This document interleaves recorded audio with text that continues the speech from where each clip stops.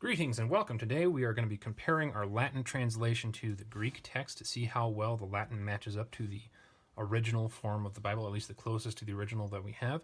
We want to make sure that what the Latin is saying is textually close. It's got saying the same ideas. It's not changing the meaning of any of the text, and it's got all of the same elements in there.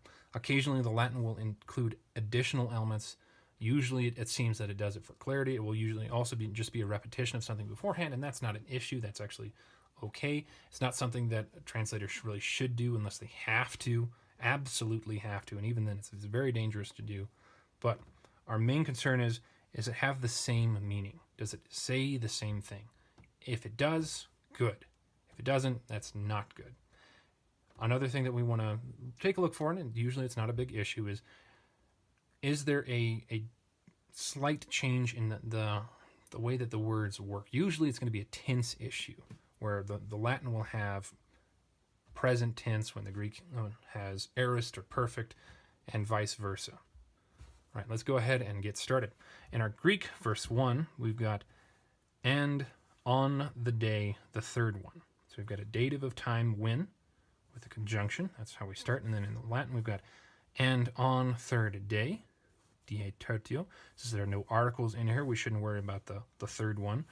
So we've got ablative of time when, dative of time when, conjunctions. Those match up so far, so good.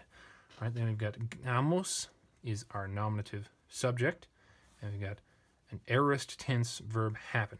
Wedding happened. And then in our Latin, we've got wedding, also nominative. The word in the Latin is plural, and the word in the Greek is singular, but that's not an issue because they have the same meaning.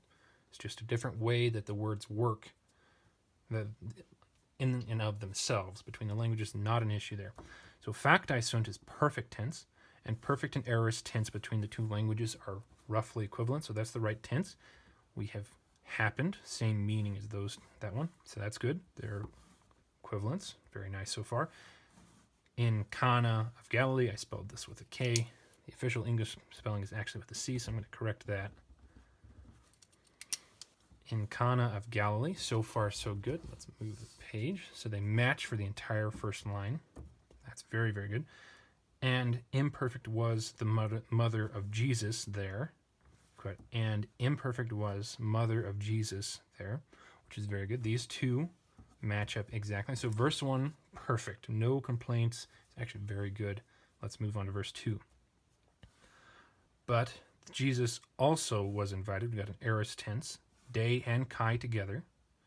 And then in our Latin we have, but also Jesus was called perfect tense, aorist tense. So those two match up. Autem and de, that's good. Autem, I could have sworn, but the more that I see this in the Vulgate, the less I'm actually believing this. But I could have sworn that this was a little bit more emphatic than we would consider de to be. I think because how many times I've seen this, I think Jerome just treats it very different from how I was taught that it was. So I'm going to start ignoring that as an issue right there, so long as de or kai or Allah appear in the Greek. So those are good. Jesus matches kai et, good.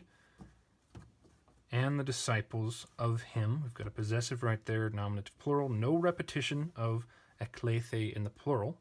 We've got et discipuli eius ab nuptias eiston gamon. So we have no repetition of the verb in the Latin either. That's a nominative plural. We've got a possessive pronoun and a possessive pronoun. So that's good. Eiston gamon, into the wedding. We've got a prepositional phrase there with an article. Prepositional phrase showing location to which. That's very good. Need to scooch this up again. All right. So far, no issues, which is very nice. Where were we? And genitive absolute, when wine gave out, since wine gave out. And then in our Latin, we've got et deficiente vino. We've got an ablative absolute, so they've even got the same construction between the two languages, except that Latin has the additional case of ablative, which is the catch-all, whereas Greek has genitive as the catch-all case. So that's good. This means fail, and hustere santos means gave out, fail. I can't remember all the different options, but these two are good words. They have the same meaning, except I think that this one, give out and fail. Well, both of them meaning fail. That's where they match. But I think deficiente also has like desert, like leave an army without authorization as a meaning. But this one I don't think has that same meaning. So that's where a little off. But they have the same idea, so that's good. Wine, good. Says the mother of the Jesus. Yes, that's still visible. To him, prepositional phrase to him. And this is present tense. Where are we? Says mother of Jesus to him, prepositional phrase and present tense. Very, very good. So we enter direct discourse here. They do not have wine. We've got a present tense verb right there.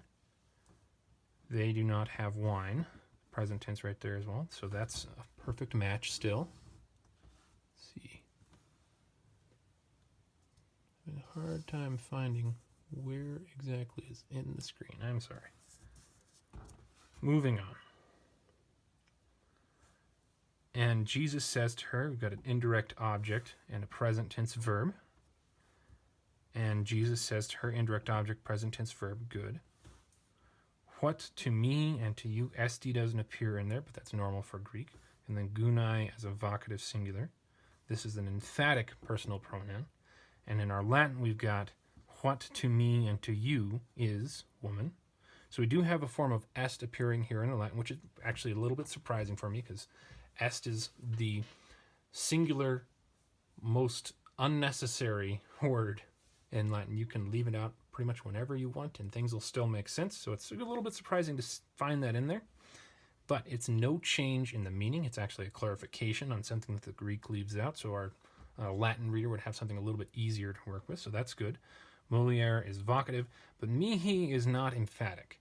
There isn't really an emphatic first-person personal pronoun in Latin, so translating the epsilon right here into this is not really possible. There are a couple emphatic words that Jerome could have thrown in there, but he didn't, so it's not a big issue. It's just we're not quite as clear on the emphasis that mihi really should have based on what the Greek text says, but no problem. No actual change in meaning, at least as far as I can tell. Moving on. My hour, the hour of me, is not yet come. We've got a present tense personal possessive pronoun, unemphatic this time. And then in our Latin, we've got not yet, is come, came, or has come my hour, unemphatic, which Latin can't even avoid. And we didn't know at the time whether this was perfect tense or present tense. And since our Greek here is present tense, then that means that we should treat this as a present tense as well. I'm going to go ahead and cross out the perfect. That one. Circle our correct translation. And there we go. That is all of the text of the Gospel of John, chapter 2, verses 1 through 4 in the Latin. I don't think there was a single error in the Latin, which is very good. So far, our Latin text is performing beautifully. I hope taking a look at these two together has been helpful for you, and I hope you join me in my next video. Until then, have a good day.